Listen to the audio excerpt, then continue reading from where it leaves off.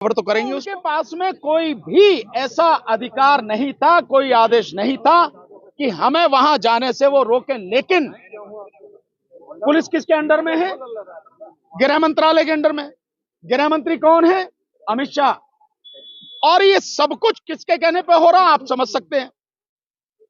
तो जब हम लोगों ने कहा, क्योंकि अगर हम जाना चाहते तो वकीलों को कोई नहीं रोक सकता, हम जहां भी जाना चाहें। हमें मालूम है कि देश के संविधान ने इस देश के हर नागरिक को कहीं भी अपनी बात रखने, प्रदर्शन करने, वो भी शांतिपूर्वक तरीके से, संवैधानिक और प्रजातांत्रिक तरीके से उसका अधिकार दिया हुआ है, कोई नहीं रोक सकता। और धारा 144 हो या कोई भी हो, वो संविधान से ऊपर नहीं है। संविधान के अनुच्छेद 19 और अनुच्छेद 21 के तहत इस देश के 140 करोड़ नागरिकों को यह अधिकार है। तो कोई भी पुलिस या प्रशासन या सरकार या प्रधानमंत्री, गृह मंत्री, ये संविधान से ऊपर नहीं है। फिर भी हमें रोका गया। हम क्योंकि कानून का पालन करने वाले लोग हैं, हमने कहा भाई इस तरह से आप गलत कर रहे हो।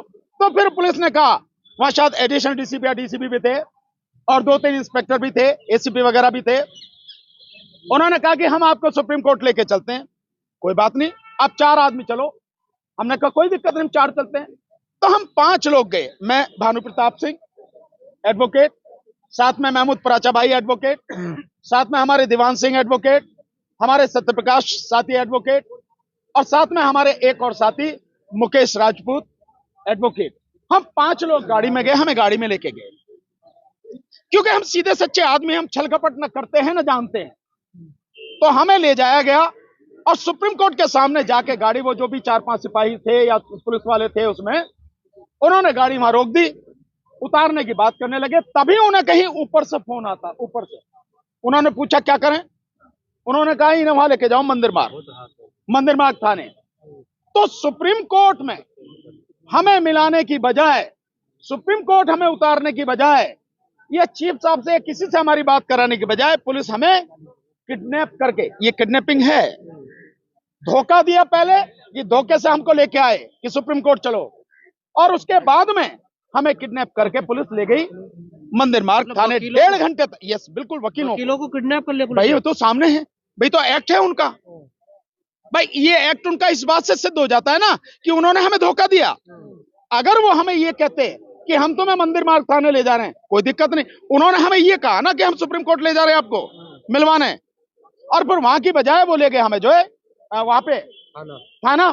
आपने देखा होगा, आप सारे साथियों ने जो रिकॉर्डिंग भी की है। मैं जिस समय गाड़ी में चढ़ रहा था तो मैंने ये कहा था कि भैया हमें कह रहे हैं कि सुप्रीम कोर्ट ले जा रहे हैं, और मैंने ये भी कहा था कि पता नहीं, कह तो सुप्रीम कोर्ट के रहे, कहे ले कहां जाएंगे ये भी पता नहीं है। मैंने ये बातें उसी समय कही थी। हुआ यही, मंदिर मार्ग थाने ले गए और वहां 1.5 घंटे तक हमें डिटेन करके रखा गया, और 1.5 घंटे बाद हमें वहां से छोड़ा गया। और उसके बाद जो साथ बाहर मीडिया के साथी थे, हमने उनको ये सारी चीजें डिटेल में बताई। अब करें अपहरण हुआ तो अपहरण तो आपको केस करना चाहिए फिर पुलिस पर। बिल्कुल कर देंगे, हमें मालूम है क्या करना है, कैसे करना है। ये निश्चित रूप से हम सारे साथी ये सारी चीजें जानते हैं, और इनको कब क्या कैसे करना चाहिए हम वो सारी चीजें जानते हैं। सारे ऑप्शन खुले हुए हैं। सही समय पर सही कार्रवाई हम लोग करेंगे। ईवीएम पे भरोसा आपको क्यों नहीं? सरकार तो बता रही है। हमने बार बार बता दिया, इसे बार बार बताने की क्या, सरकार होती कौन है और इलेक्शन कमीशन होता कौन है? तुम्हें भरोसा है? तुम बता सकते हो कि ईवीएम कैसे काम करती है? ईवीएम मशीन की तकनीक क्या है? उसमें पारदर्शिता नजर आती है क्या? कहीं नहीं आती ना। बताओ आप, पारदर्शिता नजर आती है? बोलो ना, सरकार की बात यार, तुम कह रहे हो ना, तुम्हें पारदर्शिता उसमें नजर आती है क्या? चुनाव आयोग क्या लगता है आपको? हमें कुछ भी नहीं लगता। चुनाव आयोग सरकार, इसका सरकार का गुलाम है और जनता का वो नौकर है। संविधान के तहत उसे जनता की बात माननी पड़ेगी। जनता सर्वोच्च है, जनता मालिक है। कोई काम है किसका? जनता का सेवक। तो निश्चित रूप से जनता के सेवक है, और वो तो कह भी रहे प्रधान सेवक, और वो तो कह भी रहे हैं कि चौकीदार। तो भाई चौकीदार और प्रधान सेवक जब अब तक जो धोखा देते रहे हैं, ये अपने प्रधान सेवक को, चौकीदार को, इस बार देश की जनता धोखा नहीं देने देगी। एक सवाल, आप 24 जो आप ऐलान कर रहे थे कि 24 तारीख को आप एक बड़ा खुलासा करेंगे, तो देरी क्या है? अगर आपके पास इतनी सबूत अभी 24 है, तारीख आ गई क्या? नहीं देखिए हर में चीज ऐसा का क्या है? नहीं, आप अभी क्यों चाहते हो? अभी क्यों नहीं, जल्दी अगर कोई आपको जल्दी समस्या क्यों है तो जल्दी समाधान नहीं, हम होगा। समझते हैं जल्दी समाधान होगा। आप अभी आप लंबा खींचना चाहते नहीं, हैं। क्यों लंबा खींचना चाहते हैं? हाँ। हम सही समय पर सारी चीजें करेंगे। आपको दिक्कत क्या हो रही? लोकसभा चुनाव नजदीक है ना। क्या हुआ? लोकसभा चुनाव नजदीक है, अभी तो उसकी नोटिफिकेशन अगर सही समय पे जारी होगा तो मार्च में होगा, 20 मार्च में। ईवीएम बंद हो जाए। बिल्कुल, हम चाहते हैं ईवीएम बंद हो। करिए ना जल्दी से। कर देंगे, इसमें क्या दिक्कत है? हम कर रहे हैं ना आप जल्दी। जो समर्थक हैं जो मिस कॉल भी कर रहे हैं, जो आपकी मुहिम में साथ दे रहे हैं, वो भी तो इंतजार कर रहे हैं ना कि जल्दी अगर ऐसा कुछ है तो सब कुछ सामने आ जाए। आपके पास फोन आया किसी का कि आप भैया भी दिखा 24 की बजाय अभी करो? नहीं। हम ये दिखा रहे हैं, हम ये दिखा रहे हैं कि लगातार लोगों के फोन आ रहे हैं, मिस कॉल आ रहे हैं। हम ये नहीं बता रहे आपको कि उन्होंने ये कहा है कि भैया खुलासा अभी कर दो। आपको धैर्य नहीं है क्या? इतने अधीर क्यों हो रहे हैं आप? 2 महीने का वक्त बचा हुआ है। कहाँ के 2 महीने? 24 तारीख में क्या महीने का वक्त है? 24 तारीख में क्या महीने का वक्त है? 24 तारीख से पहले भी बहुत काम है। आप लोगों को कितनी पार्टी सपोर्ट कर रही है सर? कितनी पार्टी सपोर्ट कर रही है? भैया हमें पूरी जनता सपोर्ट कर रही है, और विपक्षी पार्टियां आज नहीं तो कल इस लड़ाई में हमारे साथ आएंगी। हम लोग लगातार उनसे बात कर रहे हैं, उनको मैसेज दे रहे हैं। हमें विश्वास है कि वो इस लड़ाई में हमारे साथ आएंगे। अगर ईवीएम से चुनाव हो जाता है सर, तो क्या बहिष्कार किया जाएगा 24 का इलेक्शन? क्या हो जाता है? अगर ईवीएम से अगर इलेक्शन चुनाव होता अरे हम आपको बता रहे हैं, आप हमारी बात पे विश्वास नहीं कर रहे।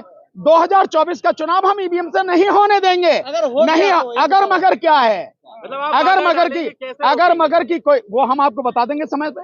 ये हमारी रणनीति है, हम जानते हैं कैसे होगा। आपको क्यों अभी क्यों बताएं? सर आपके बातों भाई आपको क्यों बताएं? बिल्कुल आदेश दे रहे हैं हम। बिल्कुल, अगर तुम ये समझते हो कि हम आदेश दे रहे हैं तो हम आदेश ही दे रहे हैं। क्यों? हम क्यों दे रहे हैं आदेश? हम भारत की जनता हैं, और भारत की जनता इस देश की मालिक है, संविधान से ऊपर है, और मालिक आदेश देने की ताकत रखता है, अधिकार रखता है। सवाल, चुनाव लड़ेगी Congress party, Samajwadi party, RJD, वो तो आ नहीं रही रोड पर। आप लोग चुनाव लड़ना ये इतनी जल्दबाजी क्यों है? वो नहीं आ रहे रोड पर। वो जो कुछ नहीं बोलते थे अब वो बोलते हैं ना। कांग्रेस में जयराम रमेश जी, दिग्विजय सिंह बोलने लगे ना। अब पहले तो नहीं बोलते थे। मायावती ने भी बोला हाँ, मायावती जी ने भी बोला है। कल परसों। आप बिल्कुल कल परसों, और इसके अलावा अखिलेश जी लगातार बोल रहे हैं, और भी बहुत लोग लगातार बोल रहे हैं। तो जो बोल रहे हैं, जब ये जन आंदोलन बढ़ेगा तो वो कहां जाएंगे? सब यहीं आएंगे। सर आपके खुलासे से क्या फर्क पड़ने वाला है? 24 तारीख को किससे? 24 तारीख को जो खुलासा करने वाले हैं उसी दिन देखना ना क्या खुलासा करेंगे। आप रिकॉर्ड करने आओगे नहीं आओगे? तो रिकॉर्ड करना। अरे उसका फर्क, हमारा तो आप उसका यार एक एक आदमी पूछो ना, 4 आदमी पूछ रहे हो। मैं बार बार कह रहा हूँ, एक आदमी एक सवाल आप पूछ चुके, आप भी पूछ चुके, फिर भी मैं आपको जवाब दे रहा हूँ। एक व्यक्ति एक सवाल पूछो, उसका जो असर पड़ेगा वो आपकी कल्पना में नहीं है, क्योंकि उसके बाद इलेक्शन कमीशन, सरकार और कौन कौन शामिल है, सारे के सारे लोगों का चेहरा बेपर्दा हो जाएगा, सच लोगों के सामने आएगा। चिंता मत करो, अभी आने दो, धैर्य रखो। 24 तारीख आने दो, 6 दिन तो बाकी है। कितने साल और लग जाएंगे अभी सर? कायम है ईवीएम बैन होने में कितने साल और लग जाएंगे? बस इस चुनाव में, ये जो चुनाव